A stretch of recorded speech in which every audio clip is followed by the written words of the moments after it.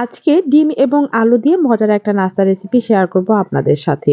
সামনে আসছে রমজান আর এই রমজানের আগেই কিন্তু আপনি এই নাস্তাগুলো তৈরি করে ফ্রোজেন করে রাখতে পারেন। খেতে হয় ভীষণ মজার আর এগুলো কিন্তু খুবই ক্রিস্পি হয় খেতে। চলুন দেখে নেওয়া যাক ঝটপট রেসিপিটা। প্রথমে আমি দুটো আলু সিদ্ধ করে নিয়েছি আর আলুগুলোকে খুব ভালো করে ম্যাশ করে নিতে হবে। আমি খুব সুন্দর করে ম্যাশ করে নিচ্ছি প্রথমে। আর এইগুলো কিন্তু আলু এবং ডিমের কাবাব। আর এই রেসিপিটা কিন্তু আপনি যদি মনোযোগ সহকারে দেখেন তাহলে দেখতে পারবেন যে কতটা সহজ এই রেসিপিটা তৈরি করা। প্রথমে দিয়ে দিচ্ছি পেঁয়াজ কুচি, টমেটো কুচি, তারপরে দিয়ে দিলাম কাঁচামরিচ কুচি, ধনেপাতা কুচি, স্বাদমতো লবণ, আর দিয়ে দিয়েছি আমি সামান্য একটু গোলমরিচের গুঁড়া, হাফ চামচ দিয়েছি আমি লাল মরিচের গুঁড়া, ভাজা জিরে গুঁড়া হাফ চামচ পরিমাণে, আর চাট মসলা দিয়ে দিয়েছি আমি হাফ চামচ পরিমাণ। সবশেষে দিয়ে দিলাম ১ চামচ পরিমাণে আদা ও রসুনের পেস্ট। আর এখানে দেখুন আমি গাজর নিয়েছি, গাজরটাকে আমি ছোট গ্রেটার দিয়ে গ্রেট করে নিচ্ছি। আর সবকিছুই কিন্তু আমি পরিমাণ মতো ব্যবহার করেছি, দুটো আলুর যতটুকু প্রয়োজন ততটুকুই ব্যবহার করেছি। গাজর একটু রেখে দিলাম। আর এখন দিয়ে দিচ্ছি আমি একটা ডিম গ্রেট করে। আপনি চাইলে কিন্তু এই পর্যায়ে দুটো ডিমও দিতে পারেন। আজকে আমি একটা ডিম ব্যবহার করছি এর মধ্যে। সবকিছু কিন্তু আমার দেওয়া হয়ে গেছে। এখন খুব ভালো করে একটু সকল উপকরণগুলো মাখিয়ে নিচ্ছি। খুব সুন্দর মতো আমি মিশিয়ে নিচ্ছি। আর দেখেই বুঝতে পারছেন, এখন থেকে দেখেই কিন্তু লোভনীয় লাগছে। খেতে হয় অসাধারণ। অবশ্যই রেসিপিটা ট্রাই করে দেখবেন। সবকিছু খুব ভালো মতো মেশানো হয়ে গেলে এখানে আমি এখন দিয়ে দেব ৩ চামচ পরিমাণে কর্নফ্লাওয়ার। কর্নফ্লাওয়ারটা হচ্ছে বাইন্ডিং এর কাজ করবে। এজন্য হচ্ছে কর্নফ্লাওয়ারটা দিয়ে এখন হাত দিয়ে খুব ভালো করে আমি মাখিয়ে নিচ্ছি কাবাব তৈরি করার জন্য। কাবাব তৈরি করার জন্য কিন্তু আমার একদম রেডি। এখন হচ্ছে হাতটা ধুয়ে আমি একটু তেল লাগিয়ে নিয়েছি। আর এই যে সাসলিকের যে কাঠি পাওয়া যায় সেই কাঠিটা নিয়েছি। আর অবশ্যই দুটো করে নেবেন। একটা নিলে দেখা গেছে এটা আলুর যে ভারী অংশটা এর জন্য খুলে যেতে পারে। আমি এজন্যই দুটো কাঠি ব্যবহার করেছি। আপনিও দুটো কাঠি দিয়ে এরকম স্টিকের মতো তৈরি করে নেবেন। কাবাব কিন্তু যেকোনো শেপেই তৈরি করা যায়।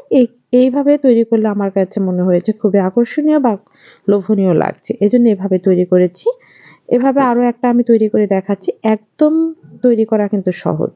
আপনি দেখেই বুঝতে পারছেন যে কতটা সহজভাবে এই কাবাবগুলো তৈরি করা নেওয়া যায়। দেখুন এইভাবে কিন্তু আমি সবগুলো কাবাবই তৈরি করে নিচ্ছি ফার্স্টে। এ পর্যায়ে আপনি ফ্রিজে সংরক্ষণ করে খেতে পারবেন। ডিপ ফ্রিজে অবশ্যই এয়ারটাইট বক্সে রেখে দেবেন। সময়ের আগে বের করে তারপরে ভেজে খেয়ে নেবেন। এখন ভাজার আগে আমি এখানে হাফ কাপ পরিমাণে ময়দা নিয়েছি, স্বাদমতো একটু লবণ দিয়ে দিলাম আর পানি দিয়ে আমি একটা ব্যাটার তৈরি করে নিচ্ছি।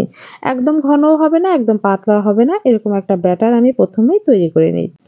অন্যদিকে নিয়েছি হচ্ছে ব্রেড ক্রাম্বস। আপনি কিন্তু বিস্কুটের গুঁড়াও নিতে পারেন। কাবাবগুলো কোটিং করার জন্য প্রথমে হচ্ছে ময়দা যে ব্যাটারটা তার মধ্যে দিয়ে দিতে হবে।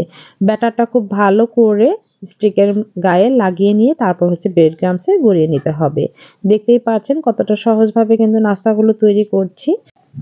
হাত দিয়ে একটু চেপে চেপে খুব ভালো করে ব্রেড ক্রাম্বসগুলো লাগিয়ে নিতে হবে। একটা নাস্তা আমার তৈরি হয়ে গেল। আরও একটা নাস্তা আমি তৈরি করে দেখাচ্ছি। প্রথমে হচ্ছে ব্যাটারটা খুব ভালো করে গায়ে লাগিয়ে নিয়ে তারপর হচ্ছে ব্রেড ক্রাম্বস দিয়ে কোটিং করে নিতে হবে। হাত দিয়ে একটু চেপে চেপে লাগিয়ে দেবেন। যত বেশি ব্রেড ক্রাম্বস সুন্দর করে লাগাবেন তত বেশি নাস্তাগুলো খেতে ক্রিস্পি হবে।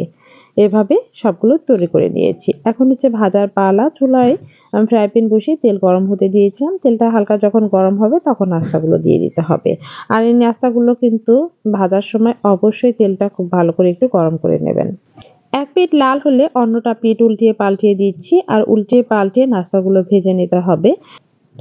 দেখুন অনেক সুন্দর একটা কালার চলে এসেছে। উল্টিয়ে পাল্টিয়ে আমি এই কাবাবগুলো ভেজে নিচ্ছি। এরকম হালকা কালার থাকতে উঠিয়ে ফেলবেন। যে কোনো ভাজাভুজি দেখবেন একটু পরেই কালারটা চেঞ্জ হয়ে যাবে, একটু ডিপ হয়ে যাবে, তাই হালকা ভেজেই উঠিয়ে নেবেন।